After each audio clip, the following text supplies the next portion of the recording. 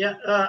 So just in couple of minutes ahead, I'd like to share. Yeah, try to be as brief as possible because we have to have some discussion. Yes, sir. I am very fast now. Brolucizumab with management of neovascular AMD. What is our real world experience? Straight away, starting with the cases, 55-year-old female presented to us with CNVM with a typical notch PD here. And I don't have to stress that younger patients, female gender, and notch PDs, we need to think about PCV. That's what we thought. Treatment naive wise, and straight away started with brolucizumab as a treatment naive patient because already we had experience in treating recalcitrant cases. And what you give, because initially we were following up these patients in view of IOI, that is intraocular inflammation, every 2 weeks. So this is what a typical response we achieve in 2 weeks time. Over a period of time, this patient did very well and has 6/6 vision now with 2 injections of brolucizumab. Another patient, this was from a charitable wing, already had penetrating keratoplasty and retinal surgeries by myself. So the PK was not done by me. The retina surgery was done by me. So was doing quite well with attached retina, but developed an occult CNVM.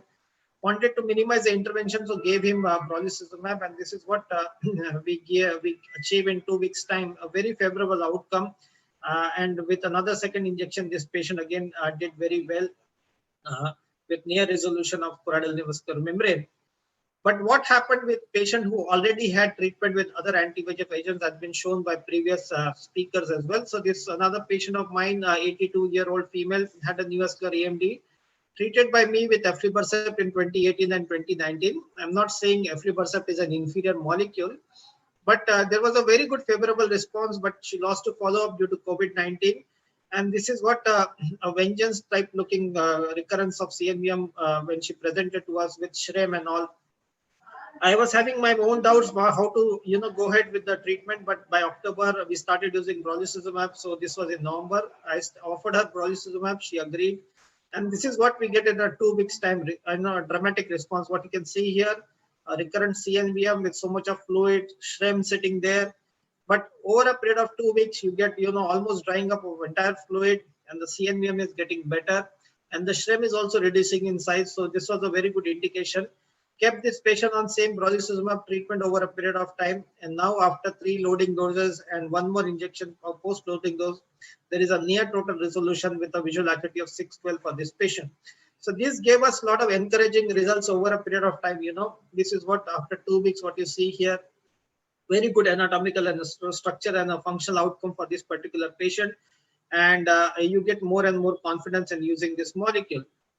Another patient, again 76-year-old female, treated elsewhere in the past with 4 injections. I'm not saying the treatment done elsewhere was inferior, but when she came to us with looking at so much of chronicity in the outer retinal layers, along with fluid at every level, I thought rather than giving, ranibizumab and aflibercept, straight away shift this patient to brolucizumab. And this is what we get with single injection of brolucizumab, very good favorable outcome. The wow factor comes with the treatment, after the treatment when the retinal architecture starts becoming normal or near normal and dries up, the fluid dries up quite quickly. So this gives you enough confidence that, the drug is better, doing quite well. And the patient experiences the wow effect quite immediately. So over a period of time, this patient also did quite well. Another patient, again treated by me with aflibercept in 2019 with 4 injections. He was doing quite well. It's not that he was not responding to treatment, but when lost to COVID follow-up, he came with this kind of a recurrence of CNVM, quite a complex and challenging one. I was thinking of even IPCV component in this patient. We did ICG, but ICG didn't rule out anything. It was just an occult CNVM. So kept this patient on brolucizumab over a period of time, again with 3 loading doses, followed by 1 PRN protocol. And this patient, what you see here, immediately after 2 weeks, this is just pre-treatment and post-treatment, immediately 2 weeks later, very good anatomical and functional outcome. Over a period of time, this patient also did quite well. Another case treated by me with for a notch PED, thinking of IPCV, but more like just like a serosanguinous PED by aflibercept, followed by brolucizumab. So this was in September when the patient came. Kept this patient on aflibercept. Not much of change in PED height and the width was noted, but this was the time when I said, okay, let me try with 1 more aflibercept. Did the same. the fluid started appearing on the subretinal space. So this was the time I thought, let me shift over to brolucizumab, and we did the same. And with one single injection, from this visit to this visit in 2 weeks' time, one single injection, we got a very good flattening of the PET. It doesn't mean tells that the aflibercept is an inferior molecule. It was also showing response to the treatment, but brolucizumab effects is a better option and can be considered in these patients. Even you have a 10 PED. Over a period of time, this patient did quite well and had a very good anatomical and functional outcome. Couple of last cases, this patient had occult CNVM treatment, naive eye. Again, what you see here is occult component of a CNVM. Other eye also had a similar picture. We injected bilateral brolucizumab in this patient and did very well, even with a couple of injections. That's what you can see here. After 1 month with single injection, there was near total resolution of choroidal neovascular membrane complex. Another patient who had a bilateral treatment in the past by myself with occult CNVM, presented with such kind of a huge pocket of subretinal fluid. I was even thinking of a rheumatogenic retinal detachment in this patient, but it just the examination revealed only occult CNVM. Over a period of time, this kind of a sham also resolved quite well with brolucizumab monotherapy treatment. What you see here in 2 weeks' time, just with single injection, we had a very good outcome, favorable outcome.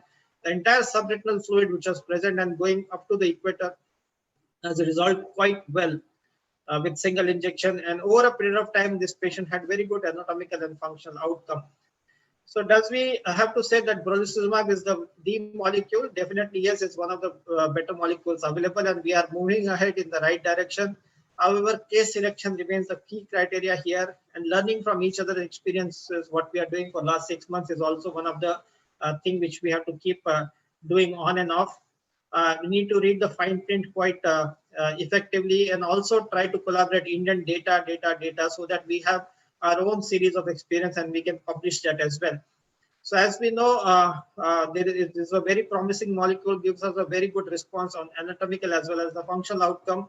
And over a period of time, the number of injections will reduce, which is very good for our patients. Thank you very much for a patient hearing.